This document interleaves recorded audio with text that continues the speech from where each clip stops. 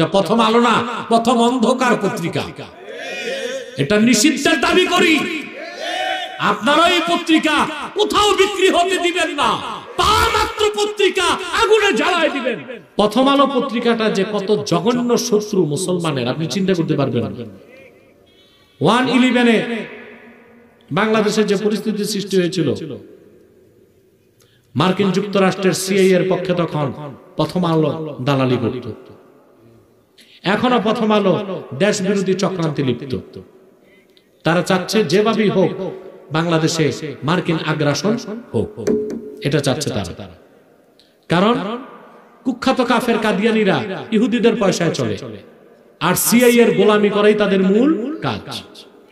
অতএব এই প্রথম আলো পত্রিকায় যেহেতু কুখ্যাত কাদিয়ানী সম্প্রদায়ের লোক আছে, অতএব এই পত্রিকাটি বাংলাদেশে নিষিদ্ধ করা উচিত।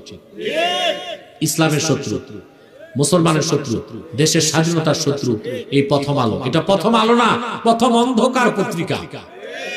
এটা নিষিদ্ধের দাবি করি। আপনারা এই পত্রিকা কোথাও বিক্রি হতে দিবেন না, পা মাত্র পত্রিকা আগুনে জ্বালায় দিবেন। পারবেন ইনশাআল্লাহ? অন্যান্য পণ্যগুলো কাদিয়ানীদের ধরবেন না, কিনবেন না, বেচবেন না। এটা আপনাদের নৈতিক দায়িত্ব, মনে থাকবে। আপনারা এখানে বিভিন্ন দল ও মতের মানুষ, ঠিক না? আমার অনুরোধ থাকবে, তাহরিকে খাতমে নবুয়ত বাংলাদেশের পক্ষ থেকে সারা বাংলাদেশে আমার একটা মিশন আছে। আপনাদেরকে মৌলিক 3টা ইস্যুতে এক হতে হবে। ইসলামের সুমহান স্বার্থ রক্ষায় আমরা ঐক্যবদ্ধ হয়ে যাব। কে কওমি কে আলিয়া এগুলো আমরা দেখব না। এই ক্ষেত্রে আমার মাসলাক আমার কাছে, তোমারটা তোমার কাছে। মাসলাক যার যার, জোরে বলতে হবে, মাসলাক যার যার, দ্বীন ইসলাম সবার। আর আমাকে কিয়ামত তক কেউ তার মাসলাক বুঝালে আমারটা আমি ছাড়বো? আবার আমি যদি কিয়ামত তক বুঝাই, সে তার মাসলাক ছাড়বে? থাক না ভাই, যার মাসলাক তার কাছে থাক। মৌলিক স্বার্থে আমরা এক হয়ে যাই, পারবো না? ইসলামের সুমহান স্বার্থ রক্ষায় আমরা ঐক্যবদ্ধ হয়ে যাব। 50 বছর যাবত মুসলমানরা যে দাবি করে আসছে বাংলাদেশে, এই মৌলিক দাবিগুলো আদায়ে আমরা এক হয়ে যাব। আর বাংলাদেশকে আগ্রাসন থেকে রক্ষা করার জন্য আমরা এক থাকব। আমাদের এই 3টি স্বার্থের বিরুদ্ধে কাজ করতেছে বাংলাদেশে 3টে অমুসলিম সম্প্রদায়। তার মধ্যে সবচেয়ে নিকৃষ্ট হচ্ছে কুখ্যাত কাদিয়ানী সম্প্রদায়। নিঃসন্দেহে তারা কাফের এবং অমুসলিম। তাদেরকে যারা কাফের বলবে না, তারাও কাফের। কারণ তারা আল্লাহর আখিরি নবী আমার নূর নবীজি মুহাম্মদ সাল্লাল্লাহু আলাইহি সাল্লামকে আল্লাহর শেষ নবী হিসেবে বিশ্বাস করে না। চিল্লায় বলেন নাউজুবিল্লাহ। সেজন্য তারা কি? তাদেরকে যারা কাফের বলবে না, তারা কি? তারাও কাফের। তারা মানুষকে ধোঁকা দিতে মুসলমানদের মতো দাড়ি রাখে, টুপি লাগায়, নাম রাখে। তাই বলে কি মুসলমান হবে? আরে ভাই, দাড়ি রাখলে কেউ যদি মুসলমান হতে পারতো, তো রবীন্দ্রনাথ ঠাকুরের চেয়ে বড় মুসলমান কে হইত? সে কি মুসলিম ছিল না মুসলিম? টুপি লাগালে মুসলমান হওয়া যায়? এই যে বাবু গয়েশ্বর টুপি লাগায় না? ভারত পার্লামেন্টে, দিল্লিতে কংগ্রেসের সব এমপি সাদা টুপি লাগায়। তাই বলে তারা মুসলিম হয়ে যাবে? নাম রাখলে মুসলমান হওয়া যায়? এক শয়তান বোতলে পেশাব করে উপরে লেবেল দিছে শরবত। ওটা কি শরবত হবে? ভিতরে কি? তদ্রুপ কাদিয়ানীরা কাফের। আব্দুল আউয়াল, আব্দুল সামাদ, মুবাশশির আলী, কবির চৌধুরী, গহর রেজভী, শাহরিয়ার কবির, নিঝুম মজুমদার, এসব নাম রাখার দ্বারা তারা মুসলমান হতে পারে না। আমার ভাইরা, আমার বন্ধুরা, আমার আল্লাহ ও নূর নবীজি আমার মুহাম্মদ সাল্লাল্লাহু আলাইহি সাল্লামের ইসলাম ও কোরআনের হাজার হাজার হাজার বছর পরে বর্তমান ভারতের কুখ্যাত পাঞ্জাবের কুখ্যাত গুরুদাসপুরের কুখ্যাত কাদিয়ানে ইংরেজ আমলে এক শয়তান নিজকে নবী দাবি করছে। ওই শয়তানটার নাম রেখেছিল তার বাপ মির্জা গোলাম আহমদ কাদিয়ানী। সাবধান, তাকে গোলাম আহমদ বলা যাবে না, কারণ গোলাম আহমদ অর্থ আহমদ এর গোলাম। কোন কাফের কোনদিনও গোলাম আহমদ এর গোলাম হতে পারে না। আর কাদিয়ানের কাযযাব ছিল শেষ দরজার কুখ্যাত কাফের। সে গোলাম আহমদ, আহমদ এর গোলাম ছিল না, সে ছিল কুখ্যাত শয়তানের কুখ্যাত গোলাম। কাদিয়ানের কাযযাব, মিথ্যা নবুয়তের দাবিদার, ইংরেজদের পা চাটা গোলাম মির্জা গোলাম শয়তান কাদিয়ানির উপর গজব এসেছে 1908 সালে। যখন গজব এসেছে, কাদিয়ানের কাযযাব, মিথ্যা নবুয়তের দাবিদার, ইংরেজদের পা চাটা গোলাম মির্জা গোলাম শয়তান কাদিয়ানি 1908 সালে ধ্বংস হয়ে কুখ্যাত জাহান্নামের কুখ্যাত কুকুরে পরিণত হয়েছে। তার অনুসারীরা ধ্বংস হয়েছে। বর্তমানে কিছু কাদিয়ানি বাংলাদেশে আছে। বাংলাদেশে ইতিমধ্যে তারা 100 সেন্টার করে ফেলছে। কতগুলো? 100 সেন্টার করে ফেলছে। মানুষকে ধোঁকা দিয়ে তারা কাফের বানাচ্ছে। নাম পরিবর্তন করে করে ওরা মিথ্যা পরিচয় দেয়। কখনো নিজেদের পরিচয় দেয় আহমদি জামাত, কখনো বলে আহমদিয়া জামাত, কখনো বলে আহমদি সম্প্রদায়, কখনো বলে আহমদিয়া সম্প্রদায়, কখনো বলে আহমদি মুসলিম জামাত, কখনো বলে আহমদিয়া মুসলিম জামাত। সাবধান, যত কাদিয়ানি ছিল আছে থাকবে, তারা কেউ আহমদি জামাত নয়, আহমদিয়া জামাত নয়, আহমদি সম্প্রদায় নয়, আহমদিয়া সম্প্রদায় নয়, আহমদি মুসলিম জামাত নয়, আহমদিয়া মুসলিম জামাত নয়, তারা শয়তানি জামাত। কুখ্যাত জাহান্নামের কুখ্যাত কুকুরের দল। আমাদের সকল দলের একটাই দাবি, অনতি বিলম্বে স্বাধীন বাংলায় শয়তান কাদিয়ানীদেরকে রাষ্ট্রীয়ভাবে অমুসলিম ঘোষণা করতেই হবে, করতেই হবে, করতেই হবে। এই দাবি আদায়ে যদি তাহরিকে খাতমে নবুয়ত বাংলাদেশের ব্যানারে জান ও মাল দেবার ডাক আসে, কারা কারা প্রস্তুত আছেন হাত তুলে দেন।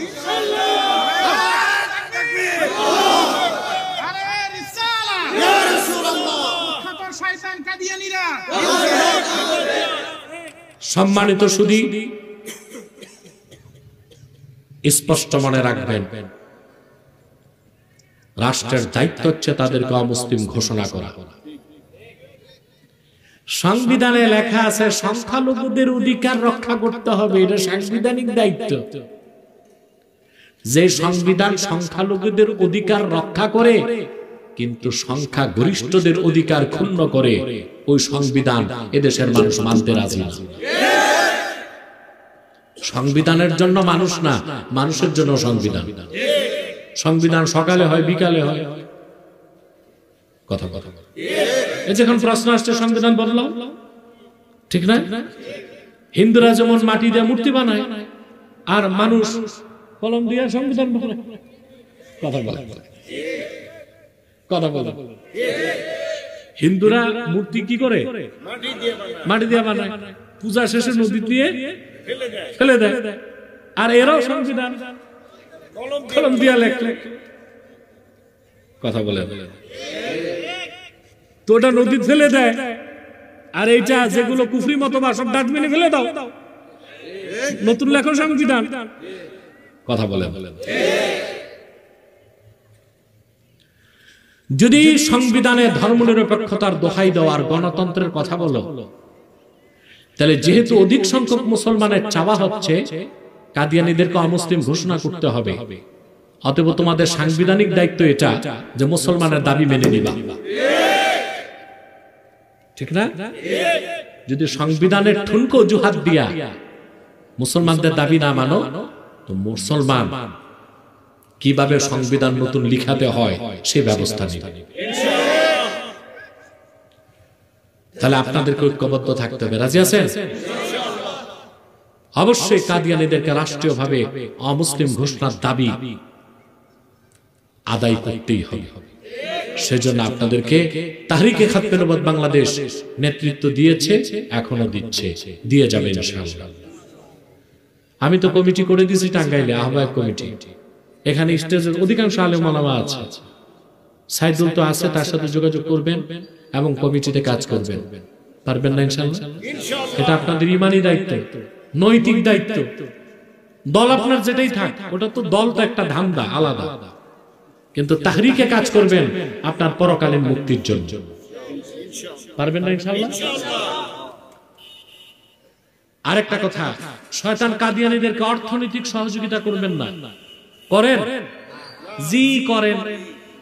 প্রাণ কোম্পানির যত জিনিস তাদের, সেজান কোম্পানির জুস তাদের, আর এফএল এর পণ্যগুলো তাদের, আর কুখ্যাত প্রথম আলো পত্রিকা, ডেইলি স্টার, কালের কণ্ঠ, এগুলো তাদের। এগুলো ধরবেন না, কিনবেন না, বেচবেন না, মনে থাকবে ইনশাআল্লাহ। প্রথম আলো পত্রিকাটা যে কত জঘন্য শত্রু মুসলমানের আপনি চিন্তা করতে পারবেন না। 1/11 বাংলাদেশে যে পরিস্থিতি সৃষ্টি হয়েছিল, মার্কিন যুক্তরাষ্ট্রের সিআইএ এর পক্ষে তখন প্রথম আলো দালালি করত। এখনো প্রথম আলো দেশ বিরোধী চক্রান্তে লিপ্ত। তারা চাচ্ছে যেভাবেই হোক বাংলাদেশে মার্কিন আগ্রাসন হোক, এটা চাচ্ছে তারা। কারণ কুখ্যাত কাফের কাদিয়ানীরা ইহুদিদের পয়সায় চলে, আর সিআইএ এর গোলামি করাই তাদের মূল কাজ।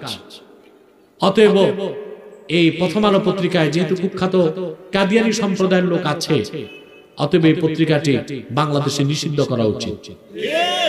ইসলামের শত্রু, মুসলমানের শত্রু, দেশের স্বাধীনতার শত্রু এই প্রথম আলো। এটা প্রথম আলো না, প্রথম অন্ধকার পত্রিকা।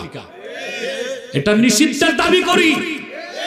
আপনারা এই পত্রিকা কোথাও বিক্রি হতে দিবেন না, পা মাত্র পত্রিকা আগুনে জ্বালায় দিবেন। পারবেন ইনশাআল্লাহ? অন্যান্য পণ্যগুলো কাদিয়ানীদের ধরবেন না, কিনবেন না, বেচবেন না, এটা আপনাদের নৈতিক দায়িত্ব, মনে থাকবে। আজকে ভারত আমাদের স্বাধীনতায় হাত দিতে চায়। আমি বলে দিয়েছি, বাংলাদেশের স্বাধীনতা রক্ষায় সেনাবাহিনী পরে 14 কোটি মুসলমান, 28 কোটি হাতে যদি ঝান্ডাবাহী লাঠি তুলে নেয়, বাংলাদেশের তাকাবার সুযোগ পাবা না। মুসলমান দিল্লির লাল কেল্লা ইসলামের ঝান্ডা উড়াই দিবে। কি ভাবছো তোমাদের মোকাবেলা করতে আমাদের সেনাবাহিনী লাগবে? দরকার নাই, ওরা রিজার্ভ আছে, আমরাই যথেষ্ট। ওরা ভিসা বন্ধ করছে, টাঙ্গালরা, কলকাতায় নাকি আমাদের ট্রিটমেন্ট নিতে দিবে না। বাংলাদেশ থেকে প্রতি বছর ইন্ডিয়া কামাই করে $4 বিলিয়ন রেমিটেন্স। তা আমরা ধনী, ওরা গরিব, কথা বলে না। আমাদেরটা খাইয়া ওরা বাঁচে, আর ওরা দিছে ভিসা স্যাংশন। বাংলাদেশিরে ভিসা দিবে না। ওদের হাসপাতালগুলো খালি, হোটেলগুলো খালি, সব কান্নাকাটি শুরু করছে, জলদি ভিসা খোলো, বাঙালিদেরকে আসতে দাও। আমরা ধনী, আমাদেরটা খাইয়া ওরা বাঁচে। ওরা পেঁয়াজ দেয়, ওরা যদি পেঁয়াজ না দিত আমাদের পেঁয়াজের অভাব হইতো না, কিন্তু ওরা তো না খেয়ে মরবে। ওরা গরুরে পূজা করে, করে না? জবাই করে না? মুসলমানরা জবাই করতে দেয় না, কিন্তু ব্যবসা ঠিকই চালু রাখে। গরু সব আমাদেরকে পাঠায়, আমরা গোস্ত খাইয়া চামড়া দেই, ওরা আবার জুতা বানায় হাটে। কথা বলেন। তো এগুলো তো তোমরাই তো তোমাদের নীতি ঠিক রাখো না। আর আমরা যদি গরু খাওয়া বন্ধ করতাম, বাংলাদেশে গরু না আসতো, ভারতে রাস্তায় কোনো গাড়ি চলতে পারত? সংসদে, অফিসে, ব্যাংকে, পার্কে শুধু গরু আর গরুই থাকত, ঠিক না? অতএব বাংলাদেশের স্বাধীনতার বিরুদ্ধে কোন চক্রান্ত মেনে নেওয়া হবে না। কয়টা বিষয় এক হবেন? 3। 1, ইসলামের সুমহান স্বার্থ রক্ষায় ঐক্যবদ্ধ হইতে হবে। মুসলমানদের মৌলিক দাবি আদায়ে এক হইতে হবে। স্বাধীনতা রক্ষায় এক থাকতে হবে। আমি বর্তমান সরকারকে 3টা পরামর্শ দিব, যে 3টা নীতি তারা বাস্তবায়ন করে হিন্দুস্তান বাংলাদেশের নাম শুনলে হরে রাম করতে করতে পানি খাবে। প্রথম নীতি, বাংলাদেশের পাশে হচ্ছে শিলিগুড়ি করিডোর, চিকেন নেক বলা হয়। লালমনিরহাট একটা এয়ারপোর্ট আছে, ব্রিটিশ আমলে 1931 সালে করা হয়েছিল। এই এয়ারপোর্টটা বন্ধ। লালমনিরহাটের সেই এয়ারপোর্ট থেকে মাত্র 12 কিলোমিটার দূরে চিকেন নেক। আমি বলবো বর্তমান সরকারকে, আপনারা বাংলাদেশ বিমান বাহিনীকে সেখানে ঘাঁটি করে দিন। তার মাত্র 3 মিনিটের মাথায় ওই এয়ারপোর্ট থেকে বাংলাদেশ যারা এয়ারফোর্স, তারা চিকেন নেককে কেটে দিলে, আঘাত করলে ভারত থেকে 7 সিস্টার আলাদা হয়ে যাবে। ভারত কখনো বাংলাদেশের দিকে তাকাবার সাহস পাবে না।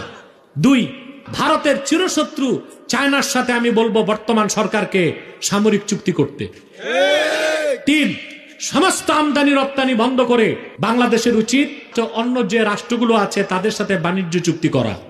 এই তিনটা নীতি যদি বর্তমান সরকার বাস্তবায়ন করতে পারে, ভারত চোখ তুলে তাকাবে তো দূরে থাক, বাংলাদেশের নাম শুনলে ও পানি খাবে, ভারতের প্রধানমন্ত্রী নরেন্দ্র মোদী। কিন্তু প্রশ্ন হচ্ছে এই সাহসী পদক্ষেপগুলো বর্তমান সরকার গ্রহণ করতে পারবে কিনা, এটি আমাদের প্রশ্ন। কারণ যত উপদেষ্টা বলা ঠিক না, সব মেরুদণ্ডহীন। অতএব জনগণ কি সিদ্ধান্ত নিতে হবে, কি করতে হবে।